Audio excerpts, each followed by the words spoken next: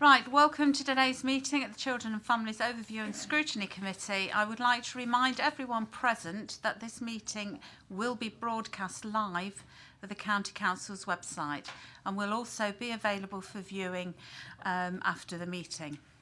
Can I ask you all to ensure that your mobile phone is switched off to silent? Can everyone please switch their microphones on when speaking and then turn them off when they have finished speaking? Item 1, minutes of the meeting held on the 5th of November. I propose that the minutes of the meeting held on the 5th of November are taken as read and confirmed and signed. Is everybody in agreement with that? Agreed. Thank you. Right, we have a question from Sue Whiting under Standing Order 35. Sue, would you like to come to the table? Just there in the important seat.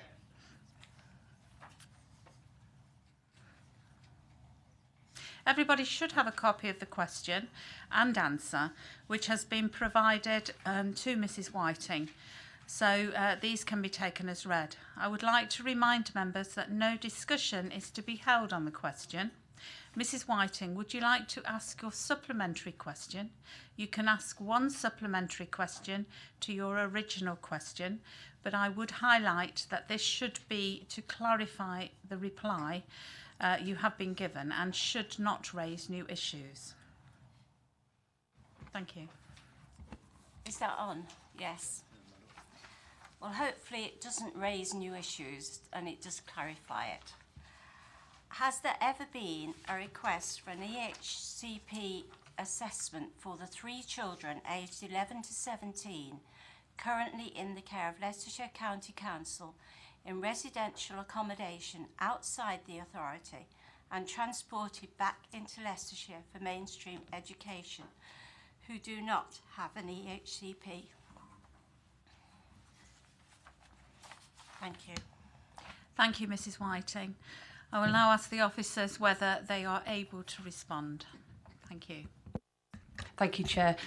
We don't know the answer to that question at the moment, so we'd need to go and seek further clarification.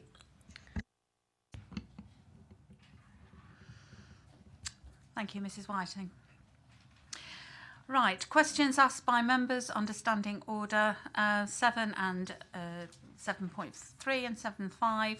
I have not received any questions from members. Right, to advise, I have not been notified of any urgent items that have been requested. And does any member have any interest that they wish to declare? Yes. Chair, in paper 9, SEN.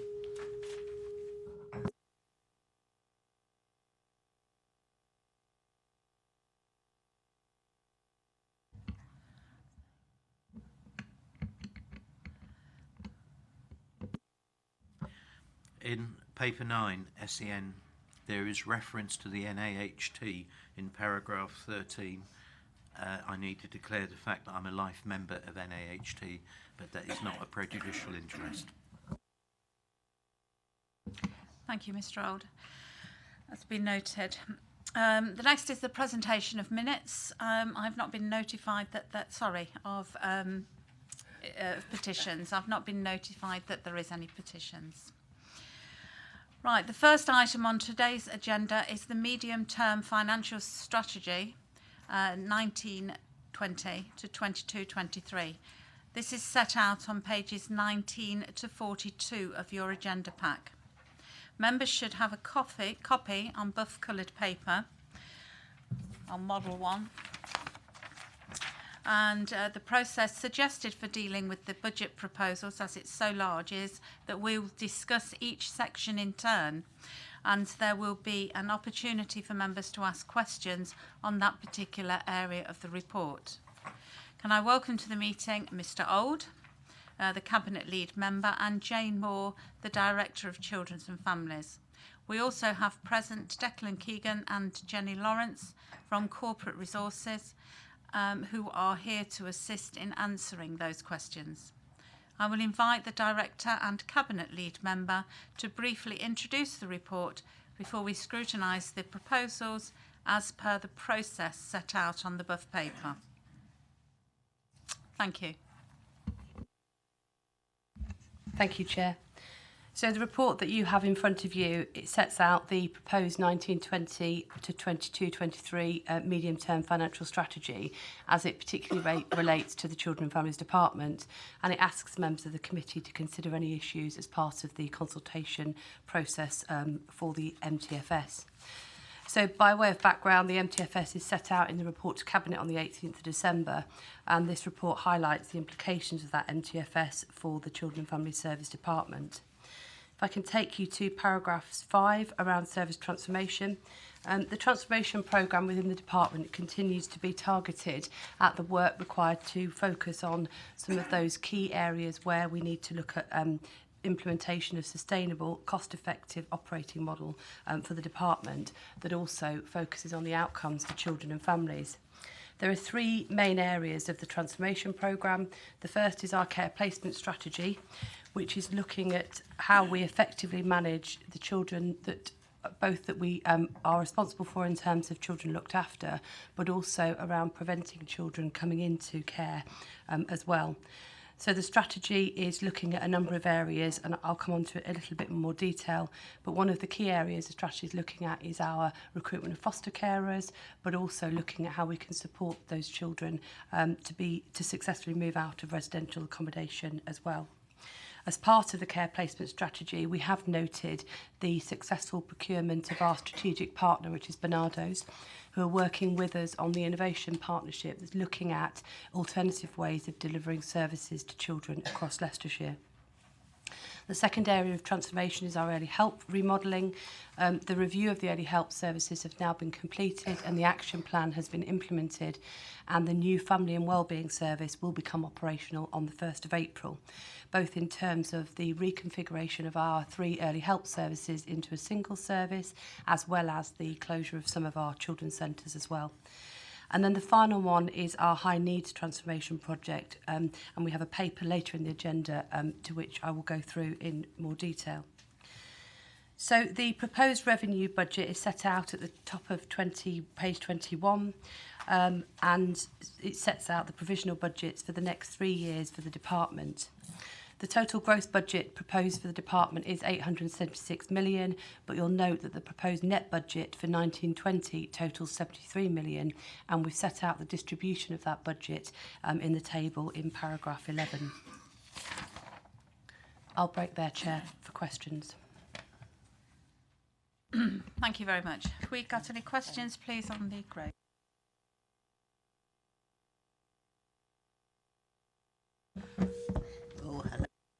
Thank you very much. The early help paragraph, could you elaborate for me, please? Because as we know, early help is really important as a foundation to avoid lots of problems in later life. And it is also to the benefit of all of the partners. Within your paragraph, you said that there is no commitment of government contribution, and it is uncertainties over future partner contribution. So could you elaborate a little bit on that? Is the prognosis sort of positive? Just elaborate. Thank you. At the moment, we have no information about the ongoing funding from the government in relation to our Supporting Leicestershire Families scheme. So you'll recall that as part of the MTFS, the department was set a 1.5 million target to make savings through the department funding. That's been achieved. What we've outlined in the paragraph in the second bullet of paragraph 6 is that some of the funding is the funding that comes not just from the government but also from partners, and that totals around about 2.3 million, and we know that by October 2020 that money will no longer be there. The local authority has provided us with £2 million, which we've detailed within the growth section.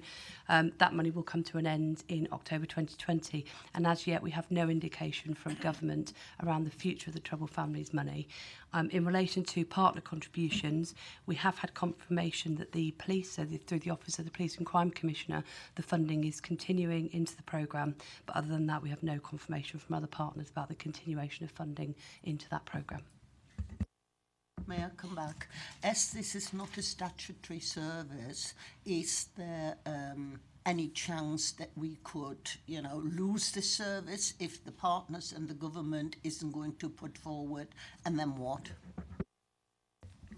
Yes, so what we're very clear about is that if we are unable to sustain the funding from government, so the 2.3 million that I've identified, that would result in us needing to make service cuts of 2.3 million to our early help services, which, as we've outlined in previous papers around the impact of early help, we would be concerned about the impact on our statutory services as a result of removal of that funding.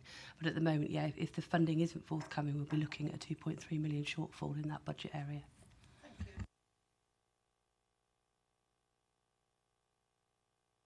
Yeah, just picking up on that really. I mean, if we're going to have this service, we need to make sure that it's delivering the type of preventive work that we would like to see. And I think we need to also make the case to the government and anybody else that's interested that it is worth investing money in preventive services. So I think once this is in operation from April, we perhaps need to have a report maybe 6 months down the line, well in advance of the next round of budget making, to see how it's performing and see, if it is actually making the case for investing in preventive work, because we would, I think, be in real difficulties if we had to lose what we've got and already reduce service. Thank you. Yes, absolutely. We are bringing a report to the next meeting of this committee on the evaluation that we did of our early help services. So whilst we will be undertaking a continued evaluation of our family wellbeing service, we have done an evaluation of our Supporting Leicestershire Families and Children's Centre programme that we'll be presenting to this committee, which sets out the outcomes of the early help intervention. And obviously previously we have set out some of the risks around the removal of early help intervention as well. So we'd be doing both.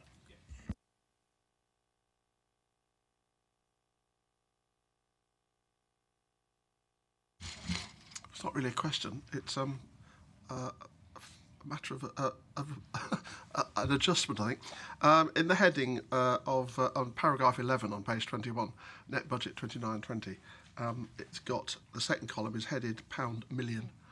I think that should be £000. As in the top corridor. Okay, sorry. Mr. Old. Just a comment on the Supporting Leicestershire Families programme. The committee won't be aware that on the 7th of February we have a visit from the Minister responsible, Rishi Sunak, and over the Christmas period I had a personal letter from James Brokenshire, the Minister in charge of the Housing, Communities and Local Government, in which he referred to the success of, as he sees it, the flagship scheme of Supporting Leicestershire Families. So it's fairly clear that we are I think quite prominently on the government's horizon in terms of the quality of the work that we deliver. Thank you for that. Right, if we go through now to the savings, please, and that is on pages 24, 25 and Appendix B on 39. Thank you, Chair. I'll pick up the growth areas first. So, as set out in paragraph 14, the growth over the next 4 years in the local authority budget totals 10.5 million for the department, and this includes a growth of 4.5 million in 1920. Primarily, the growth is as a result of population or demographic increases and the impact on the services as a result of that. So the first key area of growth is around our social care population. In Leicestershire, historically, the LAC population has been significantly lower than our comparator authorities.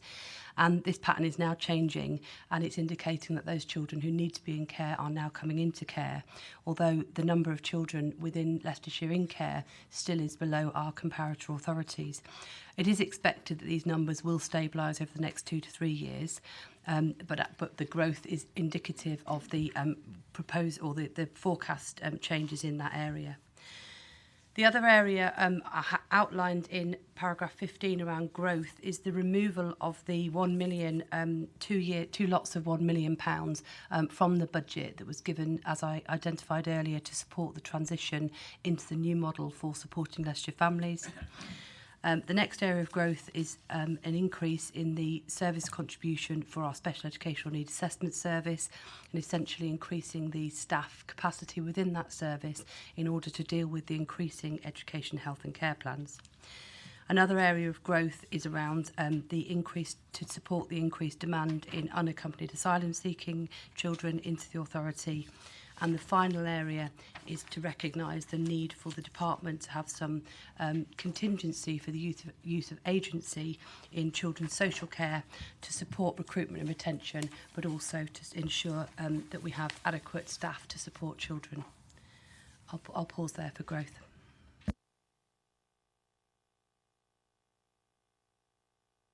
Any questions on that section? No. If you'd like to go through then to savings, please, Jane. Thank you, Chair. So the savings requirement have been rolled forward from previous years, so there's nothing additional that wasn't in the 18-19 MTFS. So the key areas for this department around savings, or some of the key challenges for savings, are around the growth in foster carer provision, both in terms of our mainstream foster carers and also our specialist foster carers as well. And you'll note from the report that whilst we're doing very well in terms of meeting some of the targets around specialist foster carer recruitment, we aren't on track to meet the targets around the mainstream foster carers.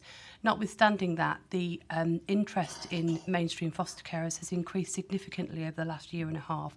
We're seeing an increased number of people coming to the authority wanting to be foster carers, and so we're confident that the numbers of people coming forward to become, or at least be approved to be, mainstream foster carers will increase over the next year to 2 years in order for us to meet our target. CF4 MTFS target is in place in order to set out savings to be achieved through the implementation of our therapeutic support services. This is the MISSL project that was established earlier on last year, which aims to work with children and young people to move them from residential provision into family-based provision. And we'll be able to update members on the progress of that project as it comes in. And then the other savings are around the early help review, which we're on track to meet as a result of the action plan, disabled children's respite, staff absence, educational psychology, academy conversion, and our education of children in care service, all of which are on track to be met and achieved.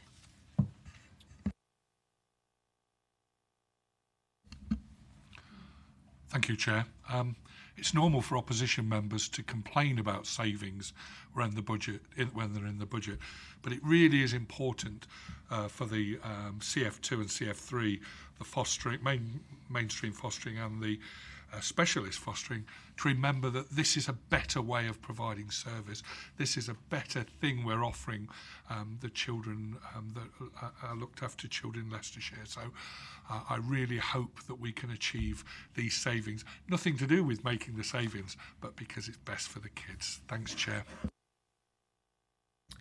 Thank you. Michael Smith from Health Watch. Welcome. And your question, please. Thank you, Chair.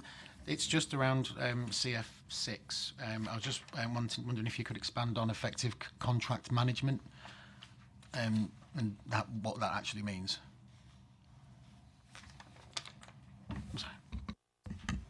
Yes, thank you.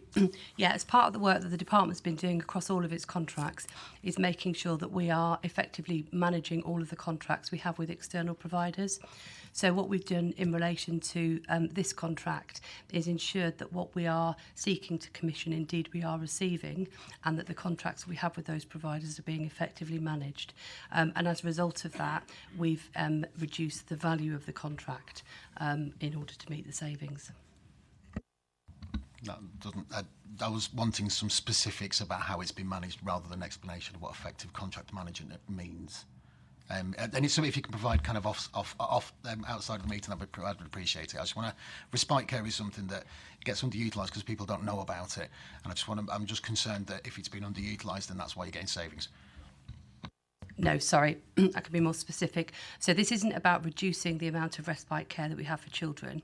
And actually the reason why it's a little more complex is that part of what we've done is looked at the wider provision of respite care for our children, which goes beyond just this contract. So this contract was a specific contract we have with a provider that provides a certain type of respite. Part of the work that we've done with the department is to ensure that we've got a spectrum of respite care to meet the needs of our children and families across a range of provisions. So part of contract management is, as you'd expect, is making sure that we're getting what we're paying for. But part of what we've done in order to review this is not reduce the amount of respite care we've had, but indeed look at whether or not we've got the spectrum of respite care that's required. I've any other questions on this savings? No? Thank you very much. So now we'll go on to the dedicated school grant, which is paragraphs 18, 19 on pages 25 to 27, Appendix A 37. Thank you. Thank you, Chair. I'll take the dedicated schools grant and the schools block together. What we've done in paragraph 18 is set out the 4 separate blocks of the dedicated schools grant and indeed detailed the areas that are funded through that block, but also the basis on which the settlement's been made.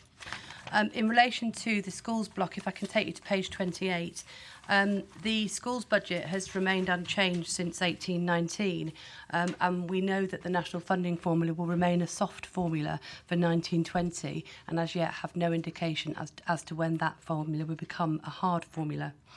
1920 is the second year of the national funding formula, where schools will receive a minimum per pupil increase of around about 0.5% and a maximum increase of 3%. And despite the overall increase in budget, it is important to note that at an individual school level, a number of schools do remain on the funding floor with an increase of only 0.5% per pupil. I'll stop there for you, Chair. Thank you. Thank you. Mr. Sheehan.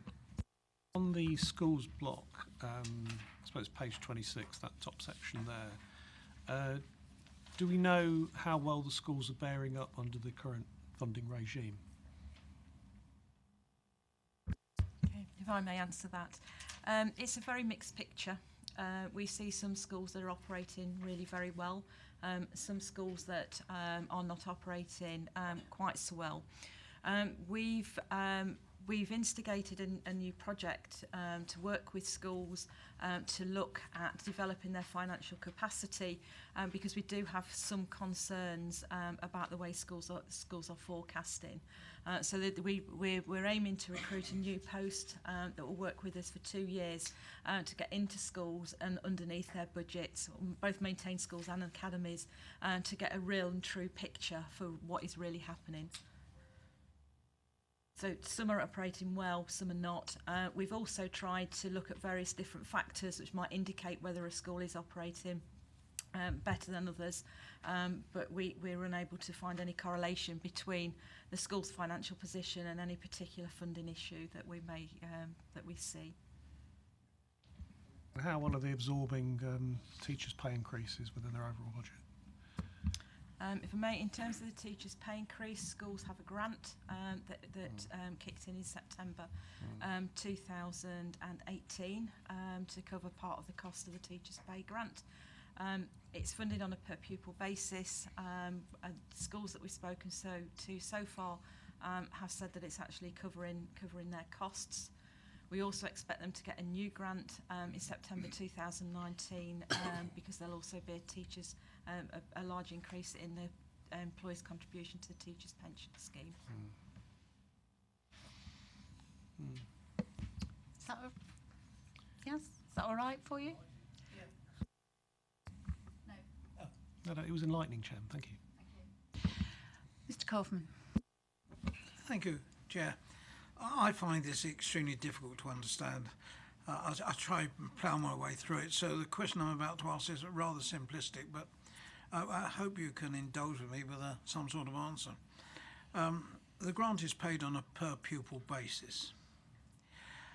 how does the per pupil basis in the county compare with what a pupil would get in the city? The reason I ask is Oadby is full up with pupils that are emigrating from the city, and I wonder how a pupil in a school in the city would compare with grant-wise with one in the county.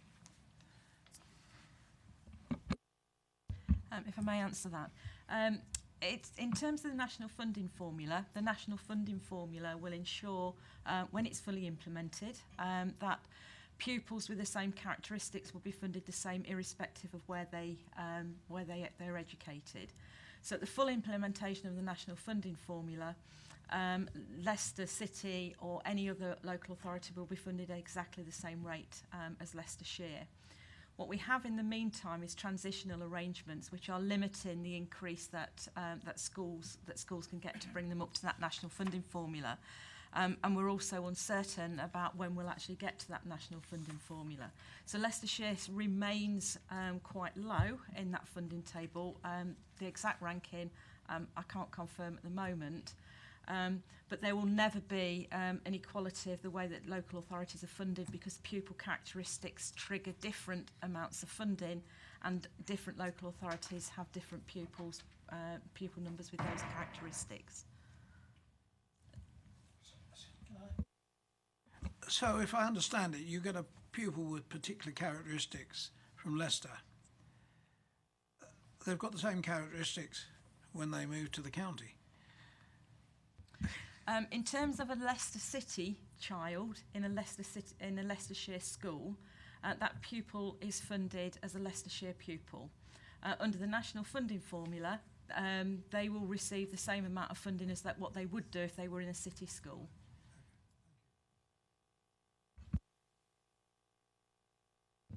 I agree with you. It is quite difficult to get your head around. So, a pupil characteristic. Could you just clarify to me what a pupil characteristic is? Okay, thank you. The way the national funding formula works, there's a basic amount per pupil, which all schools get, and then there are various different rates that reflect the deprivation level of the home address of the pupils, low prior attainment, and free school meals are largely the characteristics that are reflected in there. So they're all funded at the same rate, but obviously different schools and different authorities have different portions of those characteristics. And is that anything to do with pupil premium as well, or is pupil premium on top of those to those children with the characteristics that enable them to get pupil premium? Pupil premium is additional to the national funding formula, but it is funding the same characteristics as part of the national funding formula tracks. So those pupils effectively get that double funding allocation. And one more bit that would clarify it for me. So you are saying that a Leicester pupil, somebody who's living in Leicester, would have higher, if they went to a county school, would be funded higher than the people in the same school, the pupils in the same school?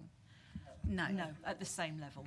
At the same level as the county school? Yes. Right, thank you.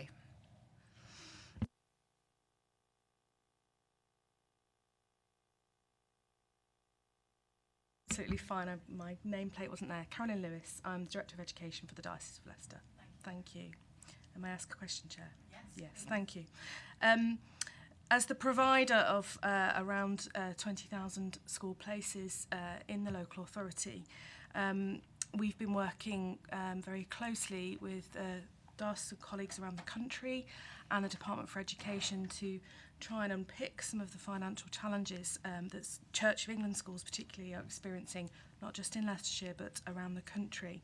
And whilst I wouldn't want to quote the percentage that we are looking at, it's more than 50 and less than 100% of all church schools across the country are going to be insolvent in a few years' time.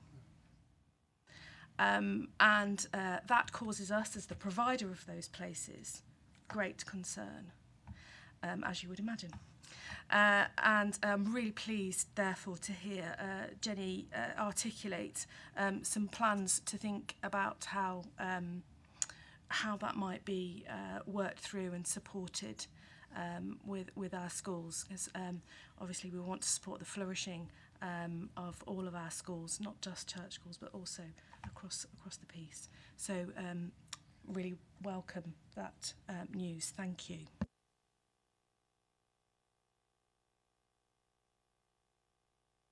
Thank you. Any more questions on that section? No.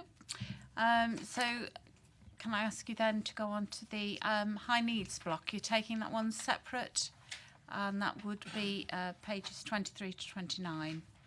28 to 30. Thank you. Thank you, Chair. So in relation to the high needs block, the provisional high needs element of the dedicated schools grant is 68.6 million, and that does include the additional funding that was announced by government in December, which equated to an additional 1.4 million pounds for Leicestershire. This funding is only confirmed for 2 years, so until March 2020. Should the level of funding that we currently have continue, the DSG deficit is expected to begin to be recovered in 22-23 and return to a surplus in 23-24. And as I said earlier, we'll go into more detail in the high needs recovery plan paper later on in the agenda. We've also detailed in paragraphs 24 some of the national pressures around SEND that are being experienced by colleagues across the country in relation to SEND funding. Further on in the paragraphs, we've detailed not only how the funding is allocated, but we've also pointed to the high needs development plan, which I won't go into in any more detail now. Importantly, just at the top of page 30, we have set out the high needs plan for the next 5 years that includes the work that we're proposing to do as part of that recovery plan, and sets out where we expect the budget to be as a result of that recovery plan. Importantly, at paragraph 29, we have detailed the issues around the DSG deficit. So the DSG deficit can be carried forward into the following year, but that needs to be with the approval of the Schools Forum. Should that approval not be granted, then we can seek adjudication through the Secretary of State. The Schools Forum, however, have agreed to carry forward the 18-19 deficit at his meeting on the 26th of November, but we do need to seek annual approval of any carry forward of deficit. So in the short to medium term, the deficit that we currently have within the high needs will be offset by other funding that we have for new school growth as well that we're looking to be to carry forward. Thank you, Chair. Thank you. Mr. Smith. Thank you, Chair. Just really just a clarification question. In the table at the top of page 30, I know you've mentioned about the funding's only kind of guaranteed up until 1920, but would it not be fair to assume if the funding did continue to be at some kind of increase, whether it be inflationary or anything, because the figures say static at 68.6 million for 4 years, would that not change at all? I think we dare but hope it would change, so haven't increased it. No, what we've set out for members is the high needs grant as we get it at the moment. It would be good to assume that there would be some inflationary increases. We don't always see that. Also we haven't assumed that the 1.4 million we were given within this financial year and next financial year will continue. So we haven't made those assumptions. Thank you. Are there any more questions on this section? We are doing well. Right, if you'd like to... Oh, yes. Just a comment, really. The reason we're doing well is what a great budget that... I don't know what Ivan did with Cabinet to bend their arm up the back to get this through, but it really is good news for the children of Leicestershire. So... I don't think I should have said that as an opposition lead, but it really is. All offers greatly accepted. Yes, Mr. Old. It hasn't been difficult at all, because from officers in corporate resources through to business partners, through to the director, myself, we pushed at an open door. It's fair to say that under the current leader and deputy leader, they take the view that prevention is better than having bigger bills when people get into a chronic and acute stage at a later stage. And I would be wrong and very remiss if I didn't praise the officers of the council across the departments for enabling us to bring a budget to you today, which on the whole I think is as positive as it could be given the constraints that we're in. But it does hide things. If you refer to when we go out to recruit foster parents, it is crystal clear that with over 600 children fostered in the county by other authorities who are all receiving a higher grant than we are, that we can't compete in the marketplace for prospective foster parents. And Jeff's point about children coming in from the city, it has been a running sore for at least a decade that the money that they would have brought with them, if they brought that money with them, has instead gone back to the DFE, because the census that goes back in is from the county and not from the city. Hopefully that may change, but I really haven't got a great deal to say about the budget. I think we're in a really good place with it. It's comparative. I'd like to be in a better place. I'd like to be able to bring the absence rates down because staff weren't under so much pressure. I'd like the government to recognise that when they bring in aspects like education healthcare plans, they need to be fully funded. I'd like the government to understand and accept and fund the increase in responsibilities from 18 to 25 and from 0 to 2. You can't keep putting burdens on local authorities unless you're prepared to pay the full cost. Thank you, Mr. Auld. Jane, would you like to say something there? You looked poised. No. Okay. I invite you to present the next section, please, which is the Central Services block, Early Years block, and the other funding services linked together. Thank you. Thank you, Chair. So in the paragraphs outlined by the Chair, we've detailed the expenditure of the Central Services block in paragraphs 30 and 31. There are no changes to the Early Years block as outlined in paragraph 32. And in paragraph 33 and the subsequent bullets, we've detailed the list of specific grants that come into the department to meet a range of needs of children in Leicestershire. Thank you. Mr. Sheehan. Yes, so I understand that there's some growth in population. Is that growth in population as a whole or growth in the numbers of births per head of population? I hope I've made that distinction clear enough. So is it growth from new housing or is it growth from people having more babies? That's what I'm saying. Thank you, Mr. Sheehan. I think it's growth in terms of both. So we know that there is growth in relation to population increase, but part of the work and what we'll come on to around the capital allocations is growth as a result of new housing that's leading to us then needing to invest additionality. So a bit of both. Because they are different. If you get growth from housing, then they come in at all different ages. Obviously, if they're being born, we know exactly how they're progressing through various years. Thank you. Other funding services, which is paragraph 33, and all the bullet points there from the other funding services. The majority of those are grants that have not been allocated yet, they've not been confirmed. When do you expect those to be confirmed? There's too many to go.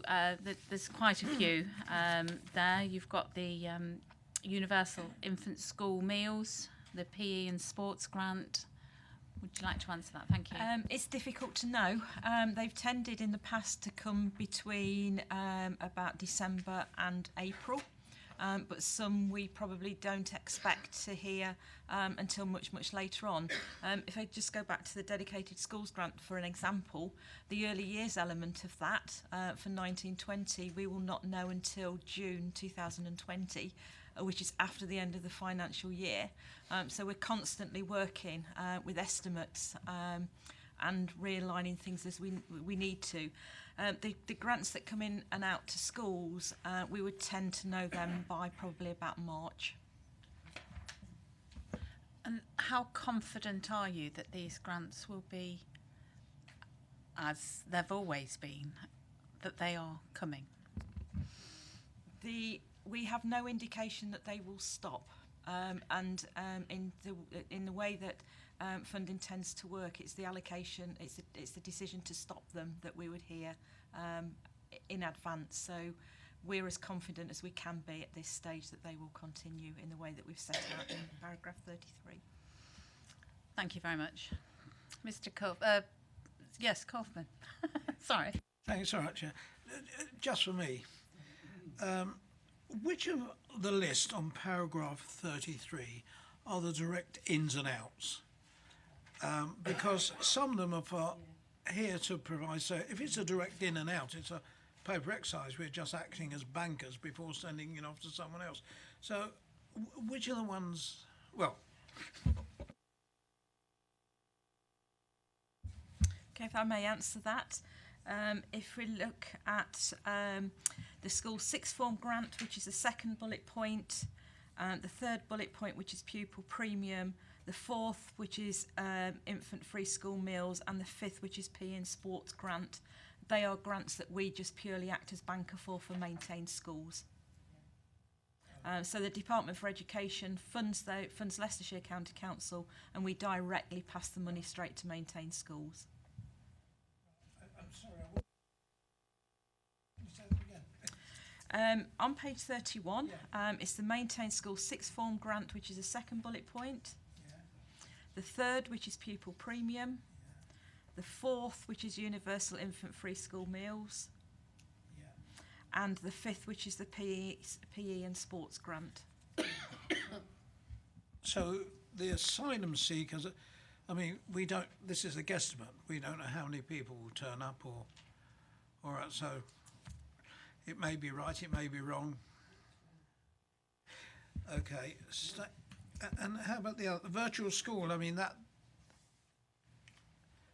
has a budget. If I may pick those up. Yeah, The please. Asylum Seekers is a grant that we put in retrospective claims for to the UK Borders Agency. And the claim every month is dependent upon the number and age of the children that we're providing services for. So varies according to those numbers. And we manage that within the budget process as we would usually do. The virtual school grant was given to the local authority because of some additional responsibilities that the virtual school gained in April 2018. And the government have confirmed they will fund that until at least 2020. So it offsets the additional cost to that service of the new responsibilities. Okay. Thank you, Mr. Smith from Health Watch. Thank you, Chair. So with the pupil premium, has been something that you just kind of passed around to the schools. Can I just ask for some, maybe just a little bit of a further explanation then on, if you go back to the savings on CF10 with the review of education and children's in care, it says that the savings will be achieved through the funding non-statutory services from the increased pupil premium. So is this an assumption that if you don't commission it, the schools will pick it up? No. In terms of the pupil premium, for maintained schools, the pupil premium has remained static for the past 3 or 4 years. There are a number of categories within the pupil premium, and looked after children is one of those.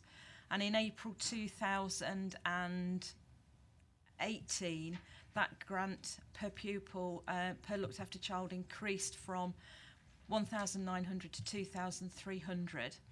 But some of the things that it's expecting to be funded in terms of looked after children are things that we're already providing as a local authority. So it's offsetting the cost, the additional cost that we incurred before the grant went up. Thank you. 2 points of clarification, because you've just thrown something up I wasn't aware of. You said asylum seeker and virtual schools, there you claim retrospective monthly. So my question is, as the asylum seeker age has been raised up to 25, etc., do these grants and these claims meet our outgoings fully? That's question number one. Well, I'll do that first. Thank you. Who would like to answer?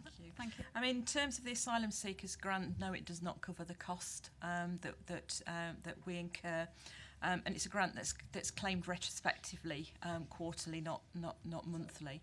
But we do also hold a revenue budget for meeting asylum seeker costs. And your next point? My next point is in relation to the Youth Justice Good Practice Plan. I know we have been extremely successful there, and so we're looking at the same level of grants. Will that leave us in a position of being able to deliver on the same basis, or has there been an increase? So can you just talk me through that?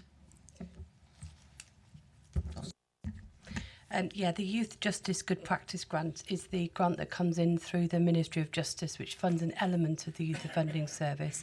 The members of the Scrutiny Committee will also be aware that there is additional funding that goes into the Youth Offending Service from the local authority, but also from partners as well. We have had a reduction in the Youth Justice Grant over the last few years, and that reduction has been managed through savings being made to the service. This is one of the grants that we often hear very late in the day about, and are able to manage it through either making savings to the service or through managing our budgets well in order to offset any savings.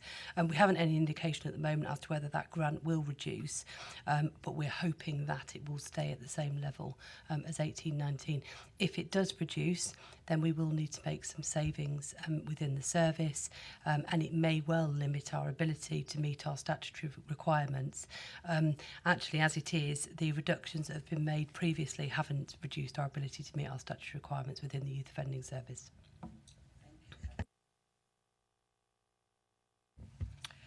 Thank you. Are there any further questions on this paper? No.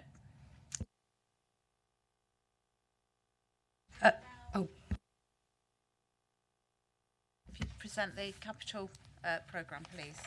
That is on pages 32 to 34, please. Thank you, Chair. So in relation to the capital programme, the draft programme for the department currently totals 99 million over the next 4 years, which includes 24 million for 19-20. And we've detailed the draft funding for the capital requirements in Appendix C, as well as summarising below in the paper. It is envisaged that over the next 4 years of the MTFS that we will require an additional 2,500 school places to be created, and also new provision for children with SEND, again, which we'll detail later in the meeting in a paper. The programme is partially funded by external grants and also developer contributions, and we've detailed in paragraph 35 the different elements of the capital contributions. But I think it is really important to note that for the first time in a very long time, that the LCC funding is being used to support education capital, in particular the SEND developments that we'll be proposing later in the meeting. So we've detailed the capital programme over the next few years, and the programme really is focused on 2 significant areas.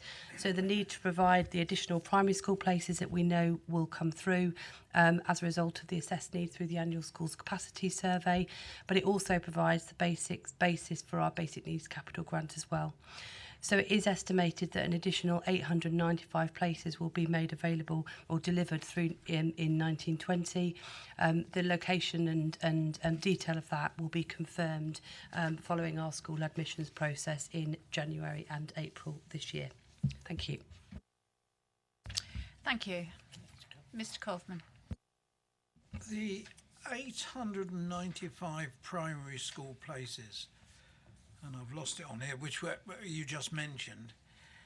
How can we ensure that they are available for Leicestershire children? We have a series of, in my area, we have about 850 houses going up that will be ready at various times whenever the builders complete them. How can we make sure that, I think sometime in January is the time that you have to apply. So if somebody moves in February or March because the house becomes available then, how can we make sure that the school places are available and we're not having to send them to all over the county? So the quick answer is we can't.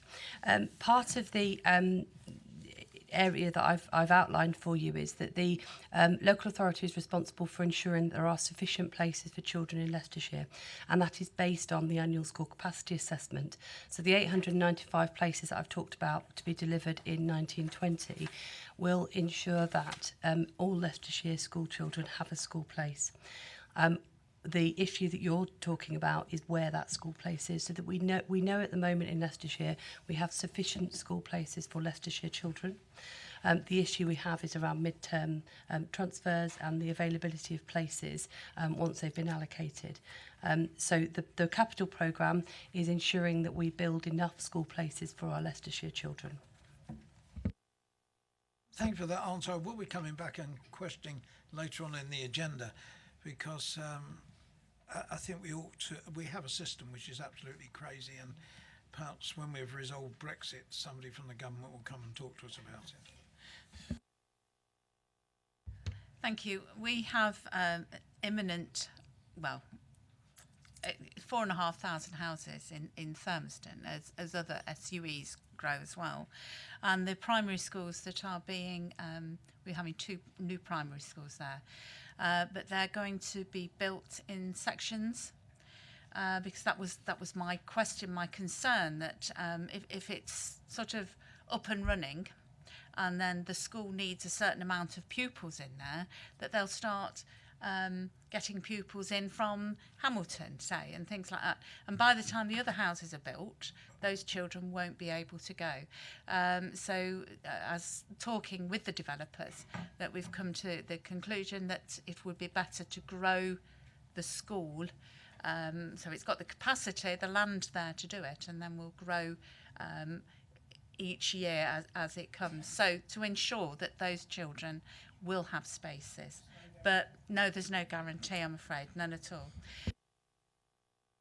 Have we got any further questions on that, please? No? Right, thank you. Then we'll move on to item 9, which is special education needs and disabilities provision for the high needs block development plan. That's pages 43 to 72. Jane Moore and David Attenborough. Welcome, David.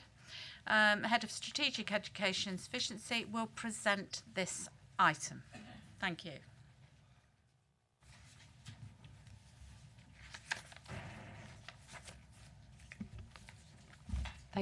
Thank you, Chair. I'll take you through the paper, but I'm joined by my colleague David, who will be able to answer questions associated with the paper.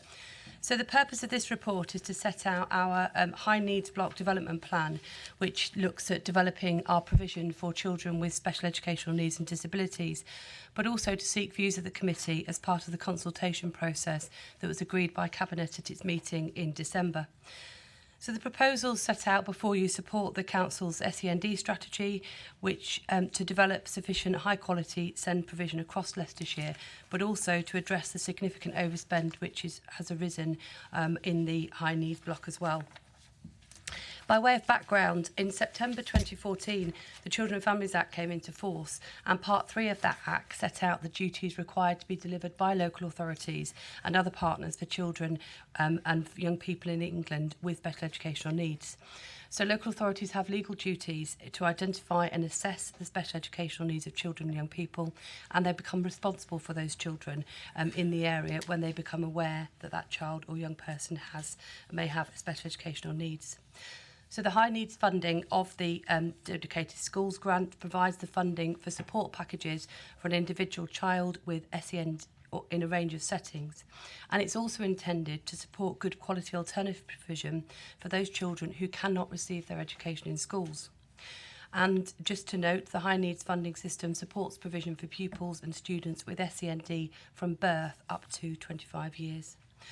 In paragraphs 10, we have detailed how the high needs block funding is used to fund placements for children, our specialist teaching services that we deliver in-house, our secondary education inclusion partners, our primary pupil referral unit, and those children and young people who are able to access school because of medical needs. In paragraph 11, we've detailed the fact that the high needs block part of the Dedicated Schools grant has overspent and has been funded by DSG reserves over the last few years. But for 18-19, there are insufficient reserves to offset the overspend, and an overall deficit within the DSG is forecast. In paragraphs 12 onwards, we've detailed some of the national growing concerns around the high levels of the high needs block funding. So the Association of Directors of Children's Services undertook a survey into the financial pressures back in 2016-17, and 2 local authorities are currently subject to judicial review proceedings around savings planned to reduce high needs expenditure. And the National Association of Head Teachers report highlights a number of significant changes within the SEND system that's having an impact on the budget.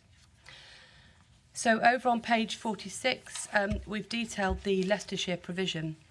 So, as I've previously stated, the Children and Families Department High Needs Block is £61 million, and it is current. And last year was overspent by 1.1 million.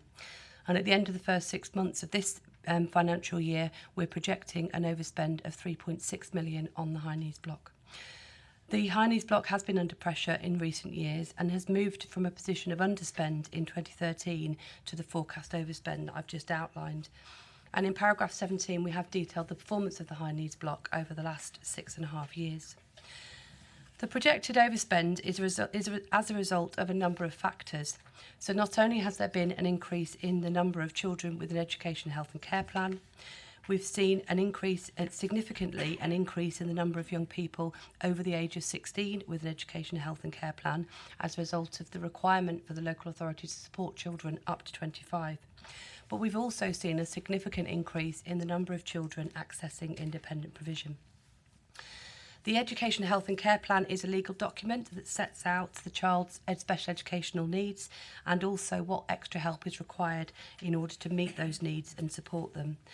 The Education, Health and Care Plans are drawn up by the County Council after a needs assessment has undertaken. And over the last 4 years, the number of education, health and care plans has risen significantly, as set out in the table in paragraph 19. The overspend does reflect a system-wide issue around how the funding is determined, and it's currently determined on a formulaic basis. And the gap between the formulaic allocation and Leicestershire spend is significantly increasing, and there's no indication of how long that grant protection will remain, so it makes it an additional future financial risk for us. The financial performance of the high needs block is affected by both the level of grant but also the level of expenditure against that grant as well. And the other significant issue around the formula is that it uses the 2 to 18-year-old population when actually the settlement supports provision of services up to 25. In terms of SEND provision, in terms of our current and future demand, we are projecting that there will be an increase in provision demand over the next 5 years of 22%. So that's an increase in demand of provision outside of mainstream settings of 22%. And on the basis of this, without any further work and a cash flat DSG settlement, an increase in SEND numbers and the continuation of the current provision use, the financial position is expected to be a cumulative deficit of 44 million by 22-23, and this clearly is financially unsustainable. The table below in paragraph 25 indicates our current use of provision and also our projected use of provision if nothing else changes, so if we don't change how we have provision in Leicestershire at the moment. So So in relation to current provision in the county, we have a range of really good, high-quality provision for our children with special educational needs and disabilities. Our mainstream and primary schools deliver exceptional support to children in order to enable them to remain in mainstream where that's appropriate. We have 5 Leicestershire special schools, all of which are good or outstanding, that provide excellent support to our children with SEND. And alongside that, we have Maplewell Hall School, which provides or caters for pupils between the ages of 11 to 19. We have a number of units and resource bases attached to our mainstream schools. We have 3 specialist nurseries, and we have a range of post-16 provision that support our young people. So whilst our provision is of high quality and it's relatively well spread across the county, what we know is that when analysing our future demand, there are 2 key issues. Firstly, we need to increase the provision for children with communication and interaction difficulties. That's primarily those children with autism, and also for children with social, emotional, mental health issues, in order to meet both the current demand and the projected demand in the system.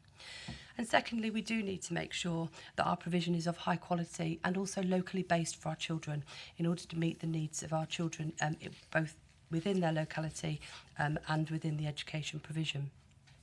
But alongside that, we do need to make sure that we are making efficient use of the available resources that we have in budget. So the High Needs Development Plan that we've set out is intended to ensure the better use of available resources within the High Needs block. It's a significant capital investment, as we've identified earlier, but the proposal will enable the development of new provision and the expansion of existing provision across the county. The fundamental driver for this change is about supporting children to be educated locally and developing an inclusive approach in our schools and within education settings in order to meet assessed needs in a cost-effective manner. So over the next 4 years, it is proposed that we will significantly develop the SEND provision in Leicestershire, and we've detailed in paragraph 29 where we're anticipating, or by how we are anticipating developing that provision. So it includes a mixture of a development of units attached to mainstreams, some additional special schools, and potentially a new or expanded area special school as well. Initial discussions with schools across the county, both academy and maintained schools, have been really positive in terms of supporting the development plan. And in order to ensure that we meet the anticipated timescales for the forecasted growth, we have done some initial work in the development of this plan, primarily through speaking to schools and seeking expressions of interest from schools around the development of units attached to our mainstream schools. So this preparatory work, alongside the views of stakeholders arising from the consultation, will be included in the final decisions around the development of our new provisions. So on to the consultation. The consultation does 2 things. It helps to meet the statutory duty placed on us to consult, which requires us to consult on SEND sufficiency and provision. But we're also really keen to hear the views on the plans from all stakeholders before a decision is taken around the development of our new provision. There's a wide target audience for the consultation, and it commenced on the 7th of January this year and will run until the 31st of March this year. We're undertaking the consultation through a whole range of channels, including online and also direct contact with service users and families, education establishments and other interested parties. And the consultation seeks a view on the general principle of establishing local provision, but more particularly on how this should work along other providers in order to ensure that it meets the needs of our children and families across Leicestershire. And the outcomes of the consultation will help to inform the final model, which will be presented to Cabinet for approval in the early summer of 2019. So just to end, in terms of the resource implications, as we've set out, in order to deliver change of this scale, there is a requirement to invest both in terms of revenue but also in terms of capital. We're projecting that the total cost of the revenue investment will be 3.1 million over the 4 years of the programme, and the current estimate of the capital requirement is 32 million overall, 10 million of which does relate to the potential need for a new area special school. So just to end really, as I said, the results of the consultation, including the comments from this committee, will be presented to Cabinet in early summer. And subject to the above and to consultation, it is expected that the first new SEND provisions will be open in September 2019, and further details will be provided to members as these arrangements take place. Thank you. Thank you. Councillor Page. Sorry, Mrs. Thank you. Jane, I need to get my head around this. It looks really good on the face of it. We're facing an increased demand, so we need increased provision. There is a deficit. You laid out a plan. However, where I need to get my head around, it is, so we're talking local places for local people. So then my question is, what are the risks to that? Because could we be legally challenged from somebody out of the area or whatever? So, you know, how sustainable is the whole thing? And what is the long-term sustainability? Because how do we know that this demand isn't constantly increasing and we are too narrow in the provision? So I just need to get my head around it, because overall the proposals look really good, but what is the long-term sustainability? Thank you. Thank you, Chair. I'll just pick up the risks in the first instance. So yes, you're absolutely right. The crux of the strategy is around development of local provision to meet local needs. Some of the risks in the strategy are around choice. So the SEND Code of Practice does enable, rightly, parents and children to have a choice in provision. So one of the risks of the strategy is that parents may still exercise their right to appeal for their children to go elsewhere rather than local provision. So we need to make sure that whatever provision we develop not only meets needs but is attractive for our children and families within the locality. I think another key risk is around a potential increase in demand as a result of putting more places in the system. So we need to make sure that the right children are allocated the right places and that the provision is developed in line with meeting demand. In terms of long-term sustainability, I think it's a difficult question to answer. The plans that we've set out meet the need for the next 5 years, and they're based very much on making sure that we're using the resources that we currently have in the best possible way. So not only is that about creating provision that is good for children in their locality, it's making sure that we're paying the right amount for provision as well and using our resources widely. In terms of long-term sustainability, the risk is that if we are, or when we are successful with this strategy, the numbers of children with SEN continue to increase and the grant allocated to the local authority doesn't increase in line with the increased demand. I think the other area that's of absolute importance is that this work is being done alongside a more broad strategy about making sure that the right children are in the right provision and ensuring that where children's needs can be met, they can be met within mainstream, that we're assessing children adequately and that the quality of our plans are good. So it sits across the backdrop of the broader SEND strategy that we've brought to members previously.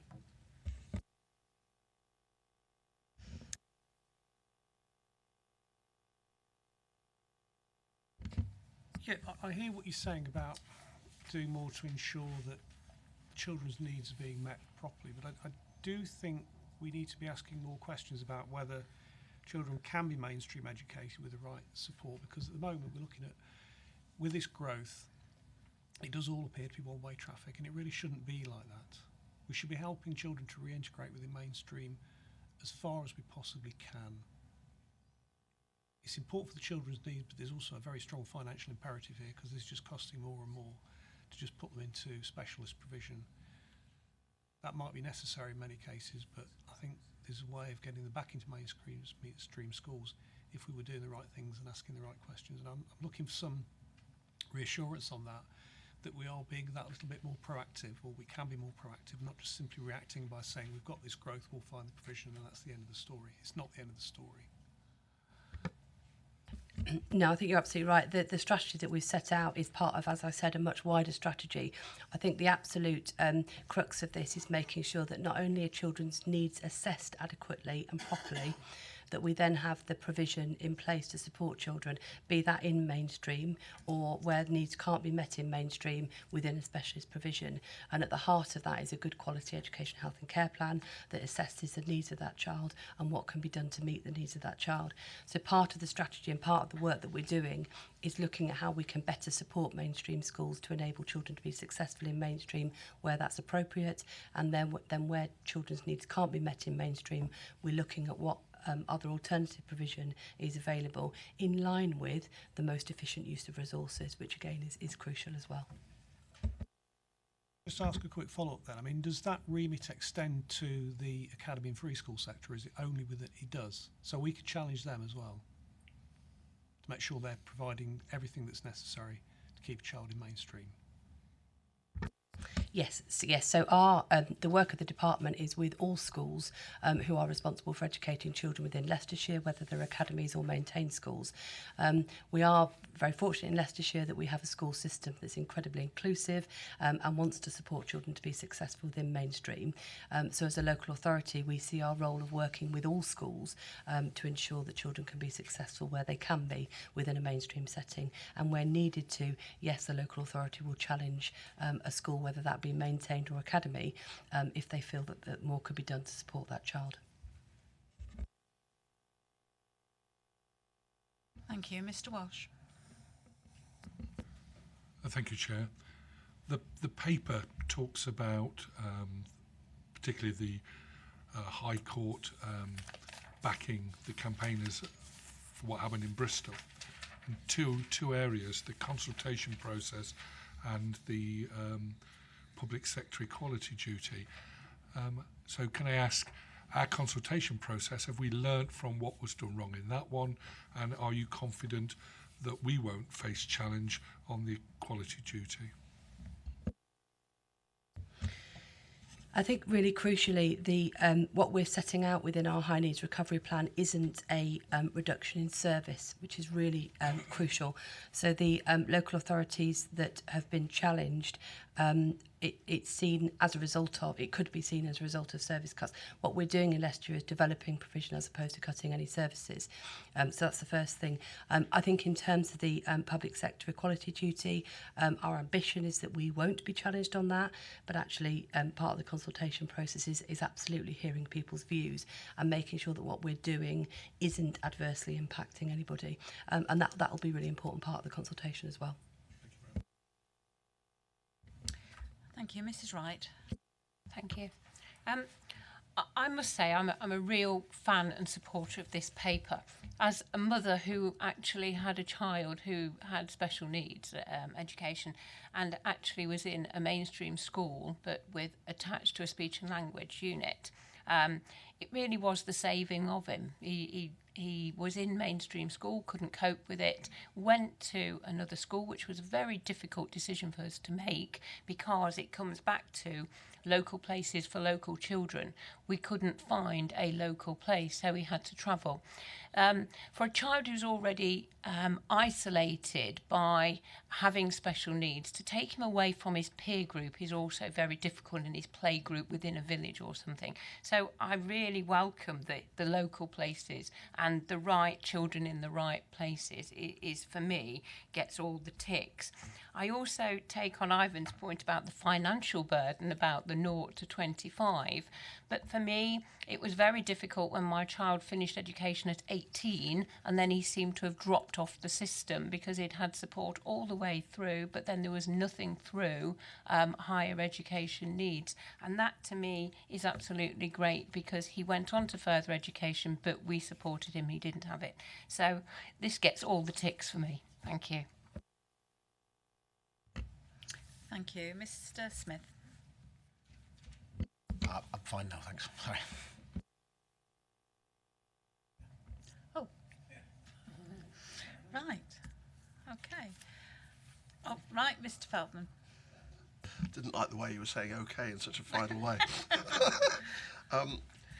Couple of things. The first one, picking up on what others have mentioned about the fact that we're now expected to support SEND from birth to 25, and yet only funded obviously from 2 to 18. So does that mean, therefore, that the post-16 provision that we're providing now covers up to 25? Is the first question. And the second question, which is not related to that at all, but it actually comes from paragraph 13. And I picked this up actually when I was going through these over the weekend. I'm particularly interested, I know it's national figures and not our local ones, but if we do have a clue of what the local figures are, I just think this might be worth possibly thinking out for another paper in the future. I'm worried about the increase in home educated and educated outside school setting. I'm a governor of a school in Harborough, and we've just had one pupil. I was talking to his parents this week, and the only way that his mother thinks that he could be educated in future, tried everything else, is home educated. I just wondered if this is now, it clearly is a growing trend nationally, whether it's a trend locally. Yes, so just in terms of your first question, not all of the provision currently in place supports up to 25, but the ambition is that it will do. I think the key element is that the local authority is required to fund up to the age of 25. So in developing our provision, we will need to consider that. In relation to your question around elective home education, we do know the figures. I don't know them off the top of my head at the moment. However, we are bringing a paper to committee. I think it's the next meeting, which is outlining not only our elective home educated numbers, but also our numbers of children missing education more broadly. So we're bringing to members a paper outlining the Leicestershire position. Thank you. Mrs Taylor.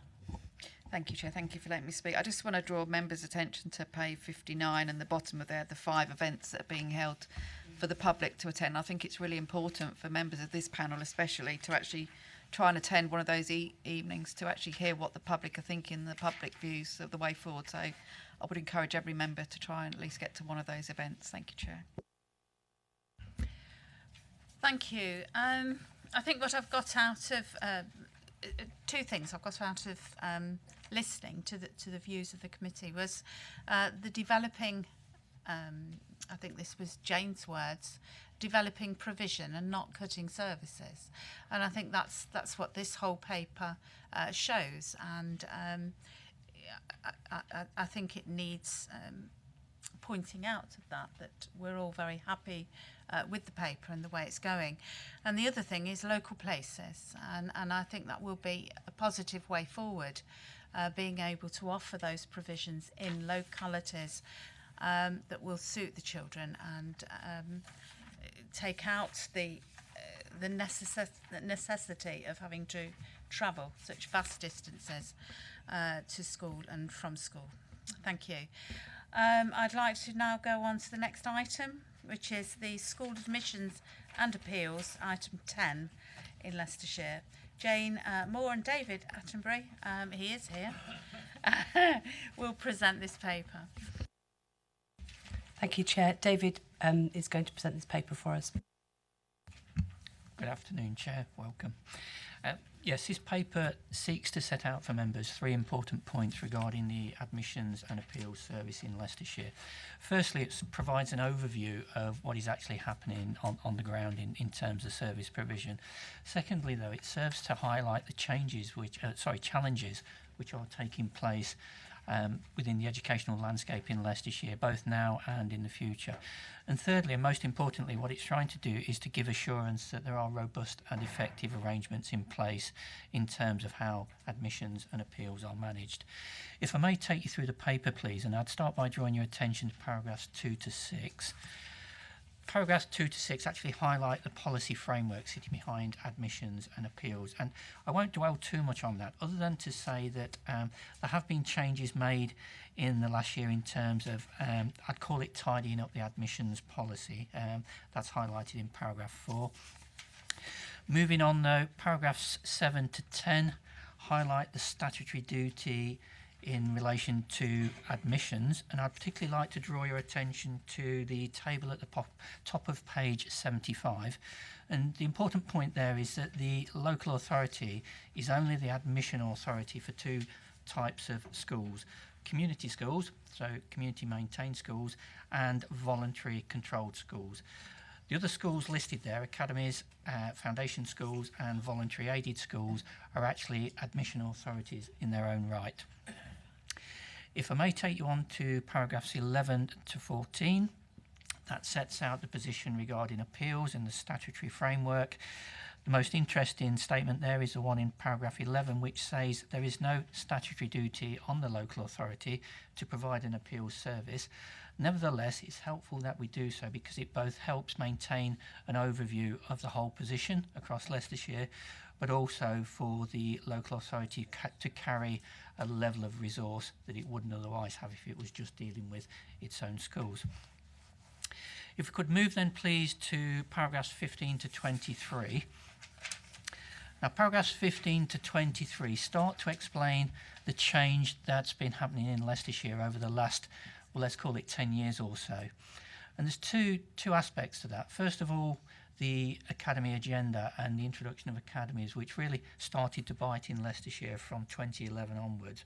But also on the back of that, the change in the educational landscapes that's taken place in terms of moving from a 3-tier educational structure to a 2-tier structure, or to give it its common name, age range change. And that's been prevalent both in secondary schools and in primary schools. But if I may draw your attention please to paragraph 23, the net effect of all of that change is starting to present some challenges in the way that the local authority deals with admissions. And you'll see in para 23 there are 4 subheadings there which highlight the challenges in relation to dealing with academies. I won't go into those now, but I'll happily take questions on them later if you wish. Moving on, paragraphs 25 onwards to 29 set out the approach in Leicestershire, in other words, those things that we do as a matter of routine to ensure that there are robust arrangements in place. Paragraph 32 is where we start then to move into what I would call the good news story. You will see in the table in paragraph 32 that in terms of managing admissions, we have continued to improve the success rate of first-time admissions across Leicestershire to the current high in 2018 of 92.8% of parents achieving their first preference of school. At the same time, in tandem with that, we've also increased the number of primary online figures, so those parents applying online, which has now gone up to 96.7%. Having said that, in contrast, if you look at the secondary transfer column, the fourth column, the number of secondary transfers, first preferences, have gone down. There is a reason for that, or 2 reasons for that, if I may say so. The first is that the bulge that we've experienced in primary schools over the last few years is now moving through to secondary schools. That is placing more pressure on the secondary system. But probably more importantly, there are areas within Leicestershire, Mr. Kaufman earlier on in the meeting mentioned Oadby. There are areas in Leicestershire where schools are extremely successful and as a consequence extremely popular, and what we then envisage is a high number of appeals for those schools and great demand for those schools, and that in turn then reduces the number of first preferences we can fulfil. If we move on to paragraph 37, in terms of appeals performance, generally you will see, if I take you through the 4 tables, the 3 on page 79 and the 1 over leaf, that the first table emphasises that primary appeals have declined in the last few years, partly as a consequence or mainly as a consequence of developing a lot more primary places in the system, which has been the primary focus of the school place planning strategy. The secondary appeals, although we are dealing with more secondary applications in the system, you will note that the number of appeals has actually fallen marginally. Having said that, if you try to then distill that figure, you'll find that there are areas of Leicestershire, come back to one we mentioned earlier, where the number of appeals has gone up.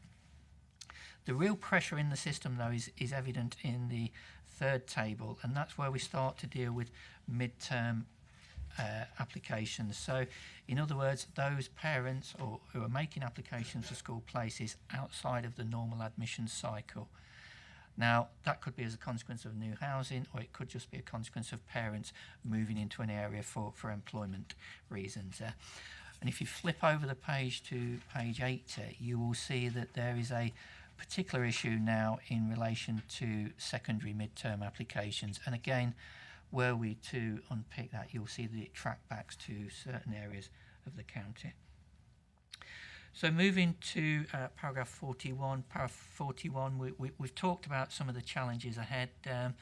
Just to try and summarise those, there will be more schools converting to academy status. There will be more admission authorities out there that the local authority, as the admissions service, has to try and coordinate.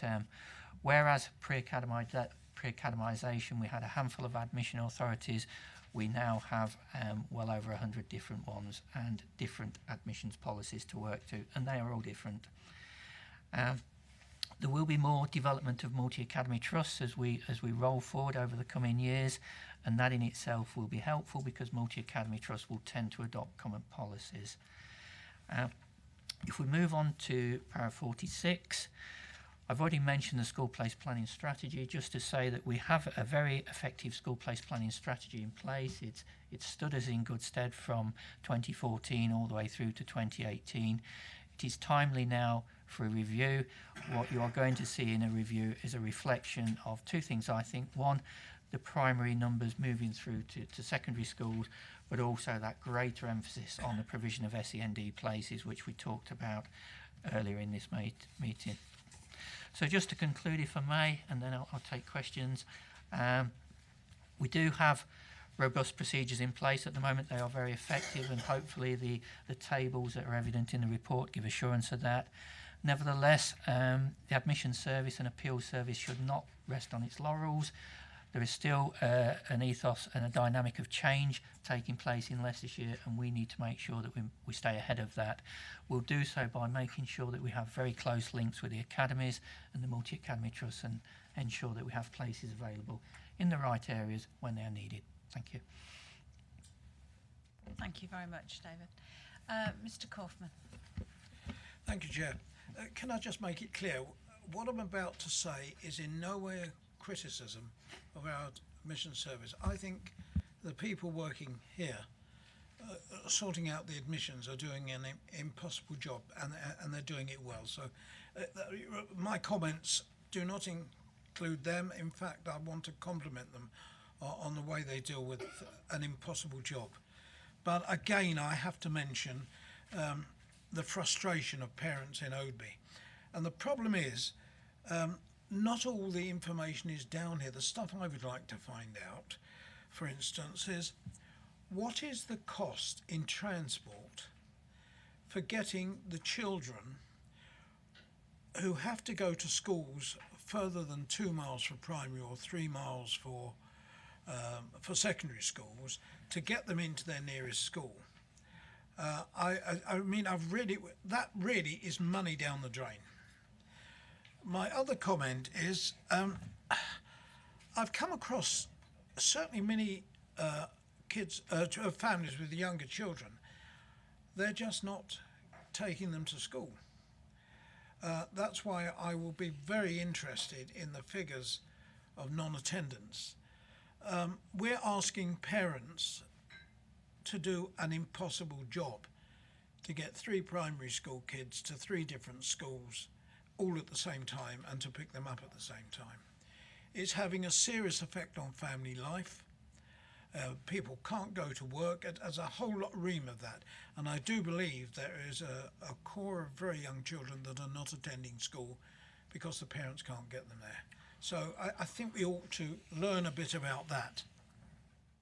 So we've got the cost of the transport and the cost, some idea of who's missing education.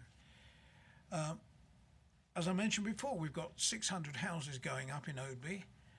I can't work out in the system how we're going to guarantee that those children are not going to... I mean, I've got children in Oadby, primary school children, that are going somewhere in Blaby, various schools in Blaby, all over the place. We ought to have a report on that. And we ought to specialise and look at that, because I think we've got to go to the government. I've got to a stage now where our local MP, I'm referring all the parents that are coming to me to our local Member of Parliament, and he doesn't even acknowledge it now. It is something that somebody has got to put right. Whether we have to meet the relevant minister or whatever, but I will continue shouting for this as long as I'm here. And I believe it affects all schools on the periphery of the city. So can we have a report on the cost of transport and just some indication of what kids we think are not attending school, Chair? Thank you. Well done. David, can you answer? Thank you, Chair. I was just going to say, for members' benefit, it may help to just explain a little bit more about what's happening in Oadby. I'll start by mentioning a point Jane mentioned earlier on in the meeting, and that is that there are enough places in Oadby for Oadby residents and those living in catchment, if that's all we had to deal with. Unfortunately, it isn't. What we have in Oadby is a number of complex factors. Firstly, we're dealing with academies who are in their own admission authorities. Secondly, we're dealing with very popular schools. And Mr. Kaufman will certainly know that the reason that parents target primary schools is that they see the primary schools as a route through to certain secondary schools. And there are more popular schools than others in terms of secondary provision in Oadby. Thirdly, though, in terms of Oadby, we also have a transient population in so much that there is a large cohort of parents coming in later as part of the university developments, etc., which put mid-term pressure on the system. And then finally, we have capping numbers. Now, that all sounds quite a complex sort of situation, and factor in new housing growth on Cottage Farm and elsewhere, and you can see why it's very difficult to manage. We do our best, and the point's well made about having a conversation with the DFE, and certainly Jane Moore will know, and Mr. Old will know, that we have raised this matter with the Regional Schools Commissioner and asked them to take action in that respect. In terms of our place planning, we work very closely with the Oadby schools to make sure there are enough places for Oadby residents, and that's what we continue to do. But what we cannot factor in is catchment areas that extend well down into other local authority areas, in particular into the city.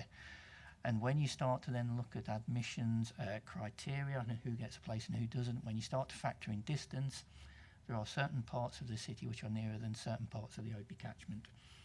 And that, again, is a factor that we need to deal with. So, sorry, to cut a long story short, we are doing our best. I think it's absolutely right to raise a point, and the conversations with the Regional Schools Commissioner must continue to try and find a solution to the Oadbys of the world.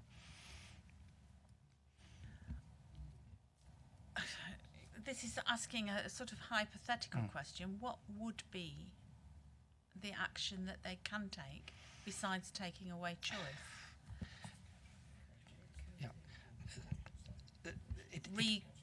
Going back to them. Right. I've often said that choice is fantastic, but it's too much choice takes away choice, because now people haven't got a choice because the schools are that they want that are near are full because of choice. It's crazy.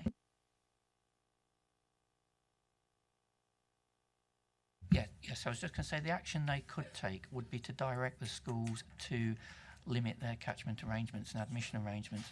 However, you are asking them to take action within an overarching policy of one of freedom and choice of schools. And unfortunately, the Regional Schools Commissioner doesn't readily recognise geographic boundaries in the way that the local authority might recognise them. So that's what we're trying to deal with. Mrs. Wright. It's just a point of clarification, really. I was surprised when you said, I don't know why I was surprised, 100 different policies for the admissions because of the differentials. And then that made me think, well, does that mean then that the appeals process differs for all these admissions as well? So, in effect, you've got 200 different policies. Yes, an appeal will normally relate to a particular school. So to deal with an appeal for a particular school, you'll need to pull out the particular policy. And what tends to change is the oversubscription criteria and the order of them. And it mentions within this report, for example, that some academies are putting sibling criteria above catchment criteria. Now, in other words, if you are, or you already have a child in a school from outside of a catchment area and you wish another child to get a place, then it may displace someone living within catchment who's a first-time applicant.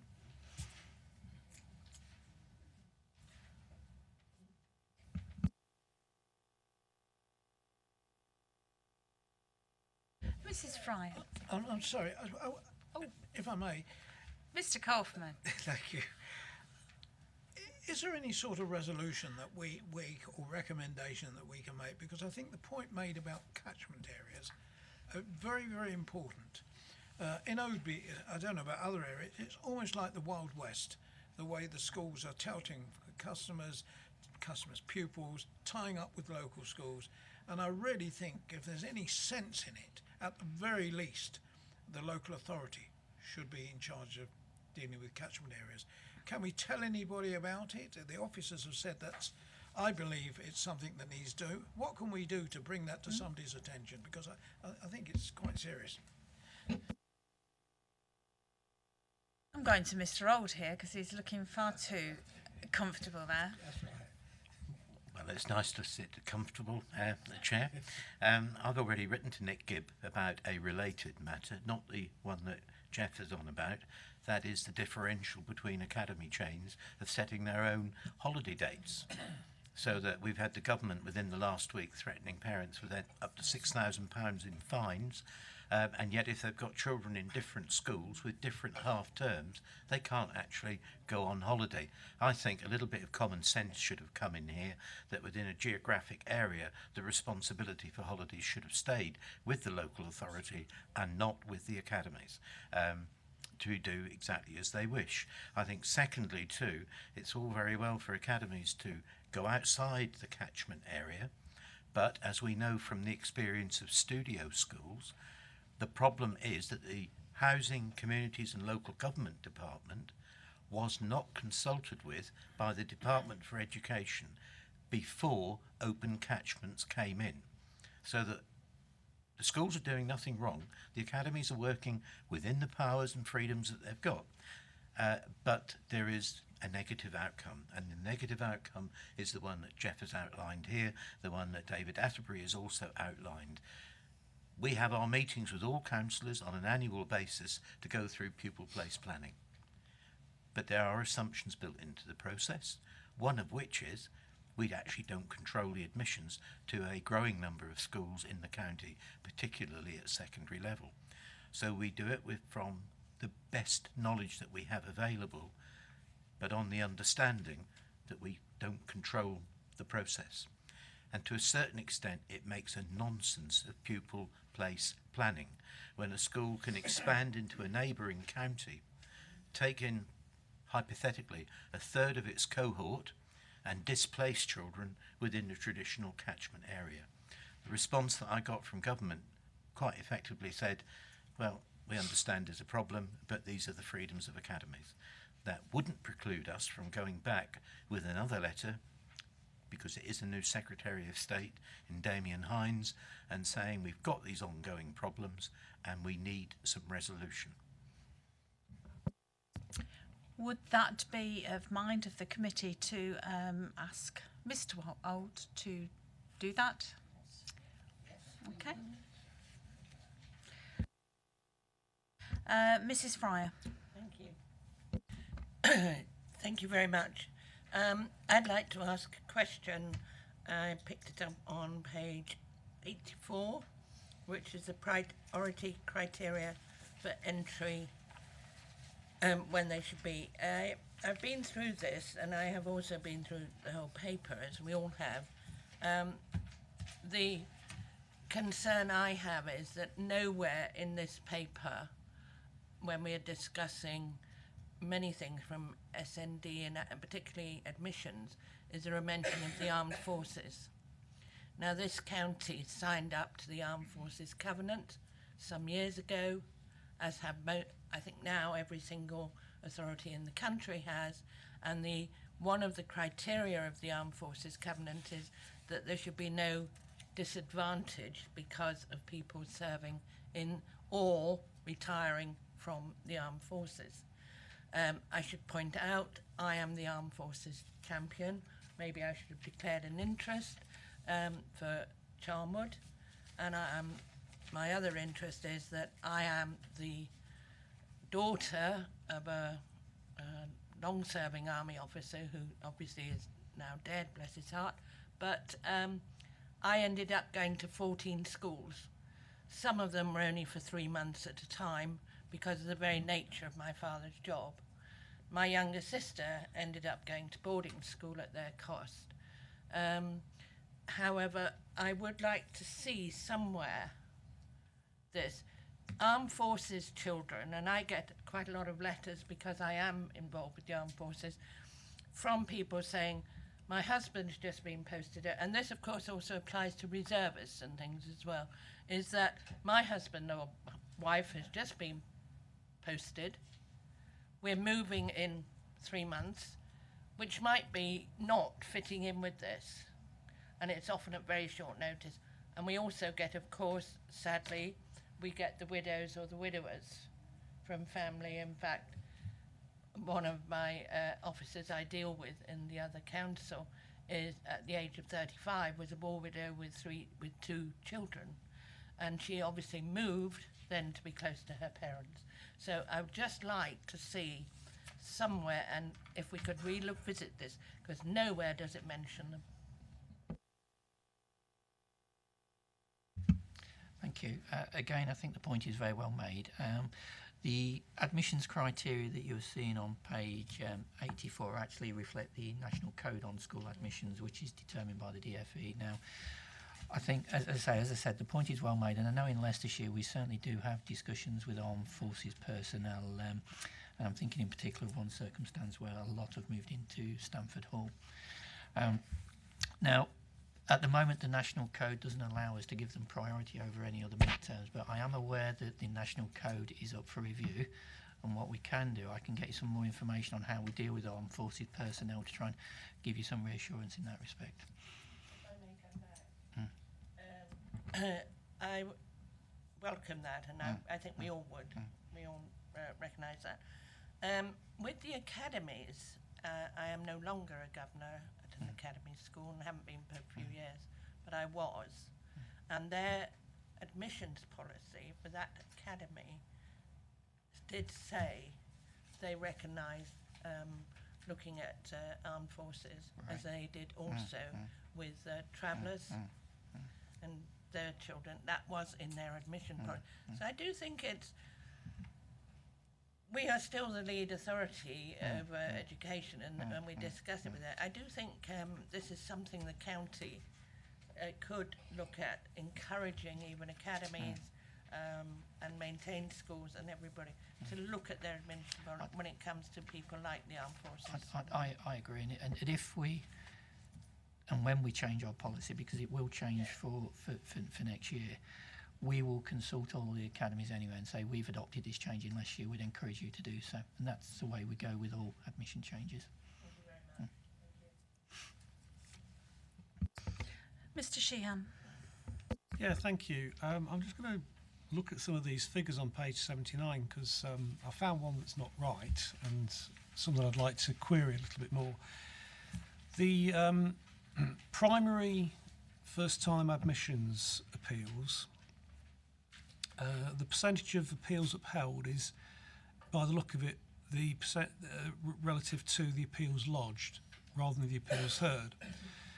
So the figures for 17, 16 and 15 percentage-wise are correct, but the figure for 2018 should be 2.6%, not 5.6%, because that's 5 out of 191, not 5 out of 93. But if you look at the figures for appeals upheld as opposed to appeals heard, they decline quite sharply from about a success rate of 26% in 2015 down to a success rate of 5.3% in 2018. Now that's a success rate going from over 1 in 4 down to about 1 in 19. This is quite dramatic. I mean, is there something going on with the way that appeals are run that suggests, to me at least, that it's a lot harder to get a successful appeal? It's okay, Chair, I'll just pick that up.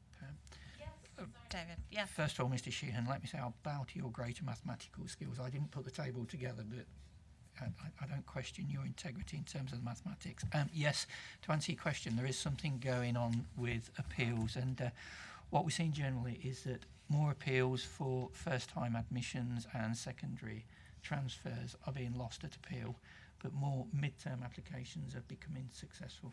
So there is something changing there, so you're right to raise it again.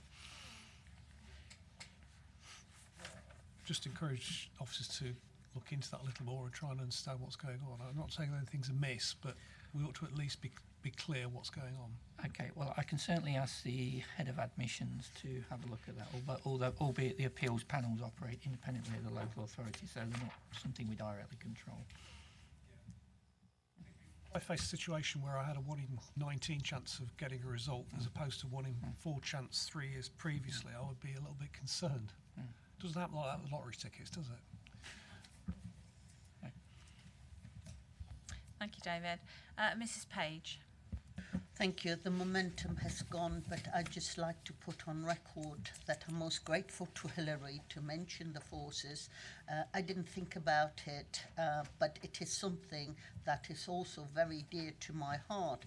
And whilst I appreciate that the National Code doesn't allow it, I think we should put it on record that at least we encourage academies to put it as a voluntary entry into their policies or whatever we can do, because it is something that is, like me, I do it, but I've forgotten about it. And I think it is well done to raise it, and I think the minutes should reflect. Thank you. Any other comments on this paper? No. Thank you very much, David, for answering these questions. I'd like to go on to agenda item 11. This is the Q2 performance report for 2018-19. Jane and Sharon Cook and Stuart Smith will be presenting this form. Thank you. Thank you, Chair. The report before you gives an overview of the Children and Family Service Department performance for the period July to September 2018, which is Q2 figures. If I take you through the report, section 5 and 6 give an overview of the details. So there are 33 measures that are reported against, 7 have seen an improved performance for that quarter, 14 show no significant change, and 9 have declined. And from the 21 measures that have a national benchmark, Leicestershire are in the top quartile with 4 of those measures, in the second quartile for 9, 6 are in the third and 2 are in the fourth quartile. So if I take you then over to the data in relation to children most at risk of harm and needing to be kept safe, so on page 90, what that data is showing us is that our number of child protection cases reviewed is slightly improved from the previous quarter and is now standing at 96.5%. We have tried in the report to make sure we put percentages and numbers, so I hope that will make that clearer. So, yeah. Percentage of children becoming subject to a child protection plan did increase in this quarter from 12% to 21.5%. It is important to note that although that is quite a large percentage rise, the number of children, it represents 22 children. And for this figure performance, because the committee will know this has been a key area of work for us over the last 2 years, it's important to note the year to date figure, which stands at 15.8%. So although the quarter saw an increase, we do know with some of these performances that we do see dips, ebbs and flows with children, so that is an important figure that we are still showing significant improvement overall in the year for that figure. Percentage of re-referrals to social care in the year has declined slightly, which is positive, takes us nearer to our statistical neighbours, but still remains a focus of our work, in that we would want to see that figure reduce as much as possible, so we're not getting children. Some children and families do need to be referred to us. They're re-referred at a different point in their life or for a different issue. But what we don't want to see are children re-referred because we've not got the assessment right and the support right in the first place. So that maintains to be an area of some focus for us. Percentage of single assessments completed within time scale has declined slightly within the quarter. We have provided the figures because although the percentage has declined, we actually completed far more assessments, so we do need to be mindful of that. It is an area that we continue to focus on. What I can report to the committee that as of the end of December, the completed assessment in timescales in first response was standing at 80%, but we've still got work to do and unpick for assessments that are completed at other parts of the service. Children, child protection plans lasting 2 or more years. It is for children. Obviously, we wouldn't want to see a child on a child protection plan for that a long period of time. There are special circumstances. We review all of those cases to make sure that's not about children being left into riskier situations for too long, and isn't about us not taking other action. So if we're not seeing the progress that's needed to say that that child can be removed from a child protection plan, that's closely scrutinised by us. Going on to section 13 to 15, this takes us through areas where we are improving or continue to do well. Placement stability for our children in care remains at a good figure. And the percentage of children in a placement 2 years plus or placed for adoption is slightly increasing. That is linked to the work that we've done in the service over the last 2 years about permanence planning and making sure that children in a timely way get to the place and with the people that will care for them for their childhoods. Percentage of care leavers in suitable accommodation was slightly lower for the quarter, but I can report that currently, as of today, 90.9% of our care leavers are in suitable accommodation.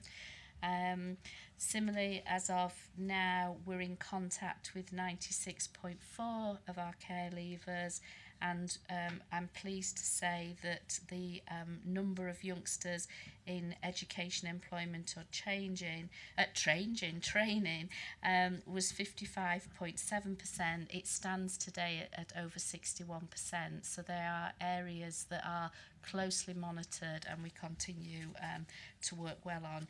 And at a future stage, it might be important to either report into this committee or the Children in Care panel around the work and the success that we're starting to see around apprenticeships that are being offered for some of our care leavers.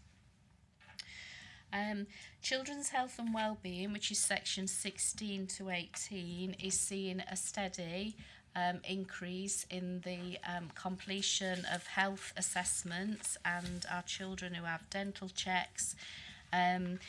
That steady progress, but is an area of continuing to be of an issue, a concern overview for us, because we need to see that improving further. Hand over. Thank you, Sharon. I'll just pick up the early help information and also the education information. So just from paragraph 19 onwards, the number of families who are receiving targeted early help has decreased slightly compared to the previous quarter. So there were 623 families receiving targeted early help. And actually we need to do some more work in order to understand why there was that decrease compared to the previous quarter. And to date, the Supporting Leicestershire Families has claimed the payment by results for 1,587 families, which is 57.3% of the overall target for Leicestershire.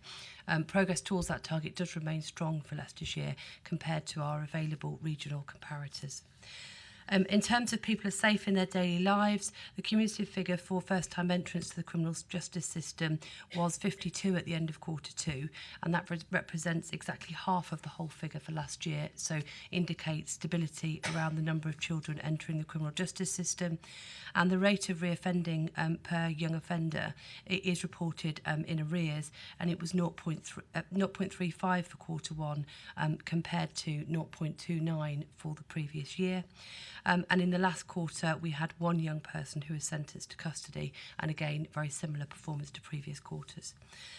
In terms of every child having access to good quality education, the fee data is collected 3 times a year, so there's no new data for this quarter. The percentage of Leicestershire schools rated good or outstanding and the percentage of pupils attending good or outstanding schools are both lower than the previous quarter. This does reflect a national pattern. The current figures are 86.3% and 84.9% respectively.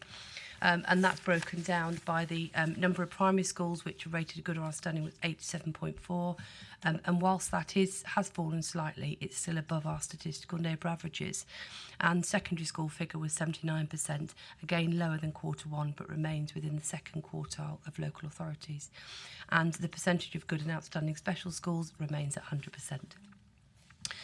In relation to data for our Key Stage 4 and Key Stage 5 outcomes, in Leicestershire, the Attainment 8 figure rose from 45.6% to 46.1%, which is good. And our Progress 8 scores across for Key Stage 4 rose from minus 0.11 to minus 0.3, which puts us better than our statistical neighbour average for our Key Stage 4 Progress 8 performance. And at Key Stage 5, A-level students in Leicestershire scored an average point score per entry of 30.5, which is higher than our 2017 results, and again places us in the third quartile of local authorities. In terms of outcomes for vulnerable pupils, the provisional Progress 8 figure for children eligible for free school meals was minus 0.7, and the figure for children with special educational needs was minus 0.53. This is both the free school meals data is the same as 2017, but the SEN data is slightly behind our 2017 figure. Our NEET data for children and young people across Leicestershire who are not in education, training and employment remains high at 1.6%. However, the NEET figure for young people with special educational needs is 3.6%, and that is slightly higher than our quarter 1 figures, but does only represent one young person. Thank you, Chair. Thank you. Are there any questions, please, of the figures? Mr. Smith. Thank you, Chair. It's just a quick question around the appendix accompanying the report, and just trying to find where exactly it is. Feedback from the families and the evaluation. It says the appendix, but there's no appendix attached that details the feedback. Yeah, apologies from that. That's not in our copy of the report that's an appendix. So what I can say to you is that we have had feedback from children and families, and we have got a piece of specific work to present that in more detail to the children in care and the panel for children's social care. So we've looked to, we've got some very positive feedback, but rather than simply give positive quotes, which is good, we wanted to dig a bit deeper to understand about when things happen and go well. So that information is being prepared for those panels. Just to add on that, I can see where you read it. Yes, you're right. In the end of paragraph 3, we've indicated that there is feedback contained. And just on top of what Sharon said, one of the areas we are looking at is as well as presenting the statistical data which we presented to committee today, how do we share with you some of the feedback that parents and carers and indeed children are giving us about our services. So it's work in progress. And apologies, that sentence ought to have been deleted. It's just a shame you can't present the feedback untainted, so we can kind of draw our own conclusions rather than analyse before present. No, our intention would be that we would be presenting you with the entirety of the feedback. The challenge that we have actually is the amount of feedback that we're getting across the department and how we pull that into a meaningful report that enables committees certainly to understand all of the views of our children and families, but we certainly wouldn't be wanting to filter it. But at the moment what we're looking at is how do we present feedback in a meaningful way that pulls together the entirety of what we're doing across the department. Can I offer any assistance if you want it? Right, any other comments? No? Thank you very much then. Date of the next meeting will be March the 5th at 1:30. Any other items in which there are no other urgent items. Thank you for attending today's meeting, and thank you to Sharon with her, Jane, with her poorly ear. You coped very well. Lots of reading there, I'm afraid. So thank you very much. Thank you for all attending.